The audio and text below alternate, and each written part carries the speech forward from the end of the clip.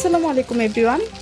আজকে আমরা খুবই ভিন্ন স্বাদের একটা মাছ ফ্রাই করব, ফিশ ফ্রাই। যারা ছোট মাছ খেতে পছন্দ করেন না, কাটার ভয়ে কিংবা ছোট মাছ অনেকেই পছন্দ করে না খেতে, তারা এটা একবার ট্রাই করতে পারেন। এর জন্য আমি কিছু মাছ আগে থেকে পরিষ্কার করে ধুয়ে মাথাটা কেটে নিয়েছি। এবার মাছগুলো পরিষ্কার করার পর এই মাছের মধ্যে লবণ, হলুদের গুঁড়ো, মরিচের গুঁড়ো, সামান্য একটু ধনিয়া, একটু জিরের গুঁড়ো, সামান্য একটু টেস্টিং সল্ট। এটা যদি আপনার পছন্দ না করেন তাহলে নাও দিতে পারেন, স্কিপ করতে পারেন, আমি দিয়েছি। তার সাথে আমি সামান্য একটু রসুন বাটা এবং সামান্য একটু আদা বাটা দিলাম।